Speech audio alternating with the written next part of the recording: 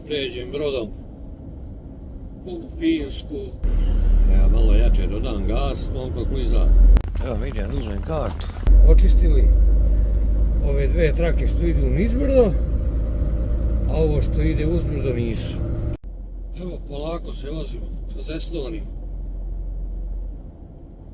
Put je čist, ali je dole opet površina je klizava. Ovaj čovjek ispred vozio 80. Ja sam onako poprilično lepo natovaren, ima 11 tona. Može da se vozi i više, ali eto, ne mogu da ga preteknem nigde ovdje.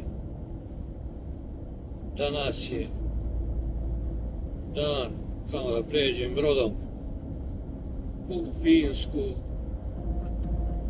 i pauza, ali ja se nadam da ću brzo izaći sa broda i odog da probam da istovarim ovo, jer nije mi daleko od luke istovar.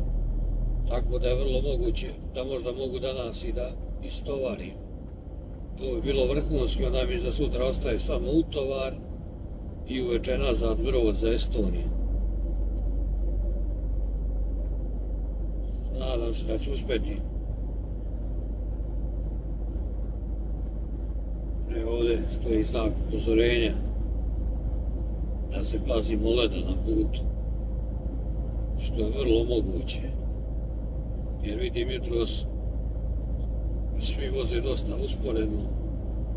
Ja sam vozio koliko može, vozio sam 90 skoro svo vrijeme, jer kažem, dobar je utovar, lepo raspoređeno i dobre su gume, tako da može da se vozi dobro. Naravno, po ovakvom vremenu se mnogo više vodi računa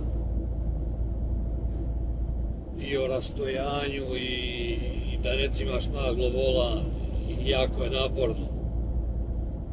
I kad ovako pada snijeg i sve, jako je naporno za voziti. Ali dobro, šta? Neće ova zima trajati još dugo, još jedno 2 mjeseca taman. I onda dođe leto, onda će da bude 1-3 i onda opet zima i sve tako uče. Boga mi ova zima u Skandinaviji vrhunska. Skoro nije bilo ovako da pada snijeg non stop, jer evo već je, danas je 19. 20. februar, ne znam, nija sam. Danas je 19. februar, znači ovo obično, ovo prošle godine ovdje nije bilo snijega ni grama u februaru.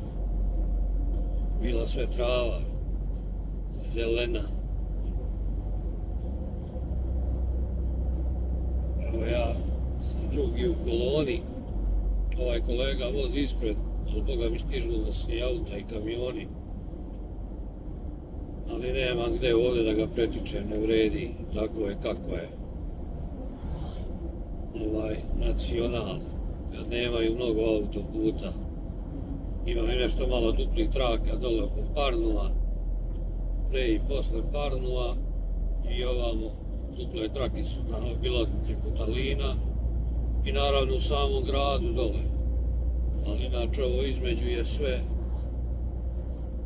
dvosmjerni saobraćaj, tako da ne možeš mnogo ni da voziš brzo ni ništa, pogotovo ovako kad ima ovih kamiona, jer ovo je, koliko sam vidio tablice, kad sam se približio, mislim da je ovo Letonac, a oni generalno, većina njih vozi 80. Mislim, ne znam da li vozi namerno ili šta, kako, uglavnom, tu su na 80 do 85. Mada kažem, jutros je mnogo kolega vozilo poprilično sporo, zato što je bilo je klizavo, ja sam probao par puta, ono kad sam bio sam da zakoči, stvarno je klizavo, ali u kretanju nema, ne prošlajfava, koliko da se potopi gas. I malo ga cimnem na volanu da vidim da li je klizavo, nije, drži na mjestu, nema problema. Inače to mi je taktika, da vidim da li je klizavo, onako naglo pritisnem gas, pa ako prokliza, onda znaš šta je. Ili držim otvoren prozor da vidim da li šušti onako voda kad je ispod. da li šušti, ako ne šušti znači da je ispod led, verovatno led. I naravno možeš nekada prikočiš kad sam, naravno kad nema nikoga iza tebe, onako malo žustrije da prikočiš i ako vidiš da ponese, isto znaš da je klizavo. To su te 4 stvari koje ja koristim, da vidim kako je stanje na putu. Evo, polako se vozimo sad iza Grtalice, uspio sam da stignem i Grtalicu. Naravno imam vremena da preteknem, da ne žurim, stići ću na Brod. Kako god, imam još 57 km do luke, a Brod mi je tek u 12. A sad je ovdje pola 9 po estonskom vremenu. Tako da, nema tu greške. A dobro, nek izađu Grtalci, bar čiste put. Ne znam da li bacaju so ili šta, ali čini mi se da ne. Čini mi se da ipak ništa ne bacaju. Ali bar sklanjaju ovaj sneg sa asfalta, što je opet dobro u neku ruku. Evo me ovdje pred Talinom. Upao sam u neku gužu, to je ovdje pre kružnog toka. A ja sam baš pogodio vrijeme 9 sati. Tu je uvek gužva u to vrijeme, tako da... Ali ne vredi, nisam mogao drugačije. Vidim i ovdje na navigaciji da je gužva do kružnog toka. Ovdje ima i snega na putu i poprilično je klizavo. Jer ovo dole deluje kao da je čisto, gdje su kolotrazi, ali nije. Ja malo jače dodam gas, on to kliza. Kad probam da ukočim, on opet prokliza. Ali dobro, nije strašno. Ostalo još 9 km do luke, tako da se nadam da ćemo preživjeti. Danas u Helsinkiju ne bi trebao da pada neki preterani sneg, tako da se nadam da će gore imati sreće, ali opet šta ćemo, kako je tako je. Evo mi idem da uzmem kartu. Ovdje je zima, -10, pada neki sitni sneg. Mislio sam da će kroz grad biti neke velike gužve, ali je bilo super, tako da dobro sam prošao. Uzmem kartu i da vidim da li se može odmah u linije. Uzeo sam kartu. Nažalost nemam obrok, ali imam sobu. Tako da ni to nije loše. Moram izgleda jesti u kamionu i trošiti opet svoju hranu. Jako neozbiljno. Istovario sam i sad idem polako na parking, pošto više nemam ni arbajta. To jest ne mogu da utovarim danas, a ne vjerujem da vi rade nešto dugo na utovar. Ovdje sam stigao u zadnji čas, jer evo ljudi sad kad ja izađem zatvaraju kapije i idu kućama.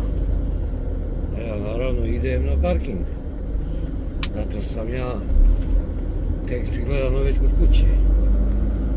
Pa te mazale uzano ovdje, ali grabi kamion preko ovog snega. A ovdje je najveća fora. Sad kad se izlazi ovdje na glavni put, malo je uzbrdo. I oni su carevi očistili ove dve trake što idu nizbrdo, a ovo što ide uzbrdo nisu. Znači, bukvalno niđe veze. Jer sada ova bude htjela na pešački i jebi ga. Ne mogu ti ja stati. Jer ako budem stao ne izađu kod ovdje.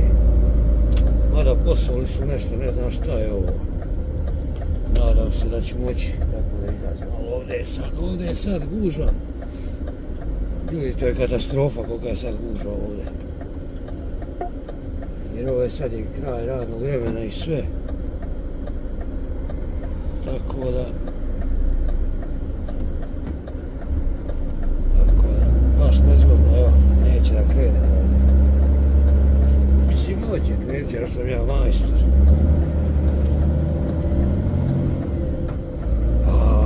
Ovdje. Sad kad sam prazan, sad već malo strah voziti. Ovo kad sam bio natovaren, bilo je